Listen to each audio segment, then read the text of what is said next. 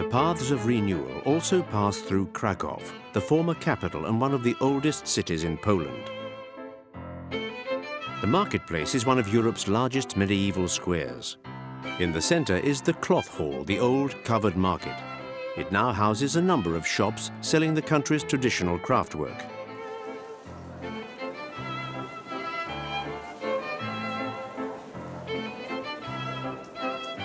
Here you can find the entire range of traditional products and materials: pottery, embroidery, wood carvings, metal sculptures and jewelry, and of course, amber.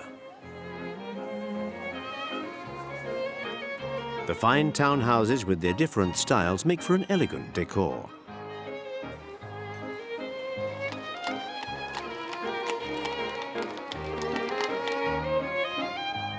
The oldest part of the Church of Our Lady dates back to the 13th century. Today, they're getting ready for a ceremony in honor of the city's craftsmen. Inside the church, there's a surprising abundance of gilt, paintings and wood sculptures, some going back to the 15th century.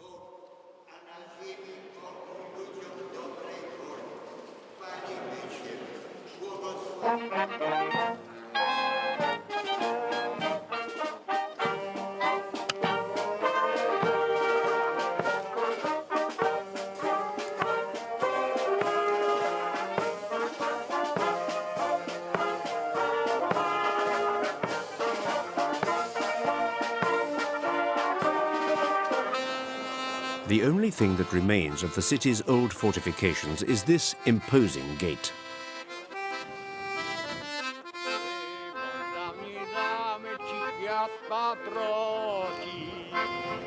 Krakow is also home to one of Central Europe's oldest universities.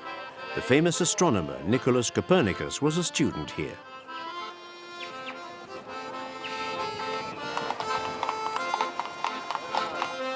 Perched up on the Vaudeville hill is the royal castle, the residence of Poland's monarchs for 5.5 centuries. Behind the ramparts is the Gothic Vaudeville Cathedral. It was here, on the banks of the Vistula, that the coronations and funerals of Poland's kings and queens took place.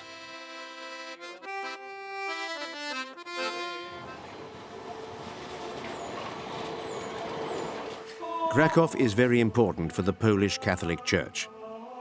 It's the seat of an archdiocese. The Archbishop of Krakow, who may be a cardinal, has authority over a number of bishops.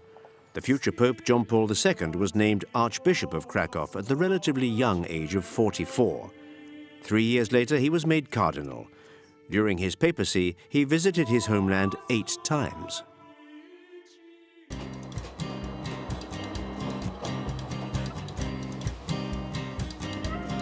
Kazimierz was once an independent city. It was the Jewish district before it was absorbed by Krakow. During World War II, a German entrepreneur ran a factory producing enamel kitchenware here. His name was Oskar Schindler, and he saved over 1,000 Jews. Steven Spielberg made a film on him, which he shot here.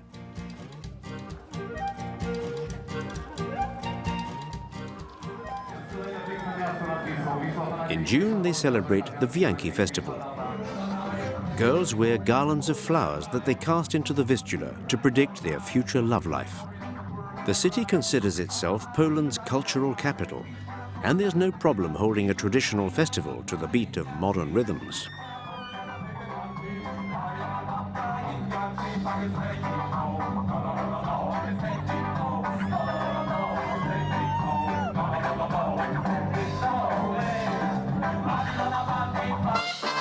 In the Jewish district, the Soup Festival always draws a good crowd that comes to sample the alternative music and the żurek, a sour soup made from rye bread, vegetables, and hard-boiled eggs.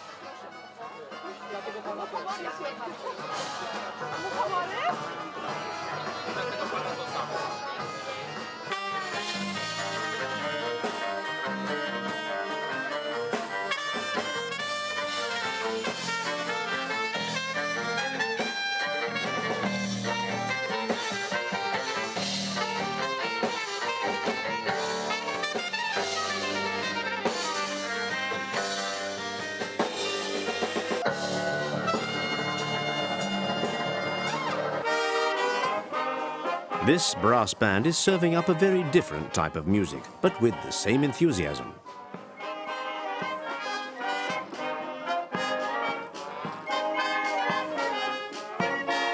Poland is forging forward on its often rocky road. Today, in the light of its past experience, Poland has all the resources necessary to continue on its paths of renewal.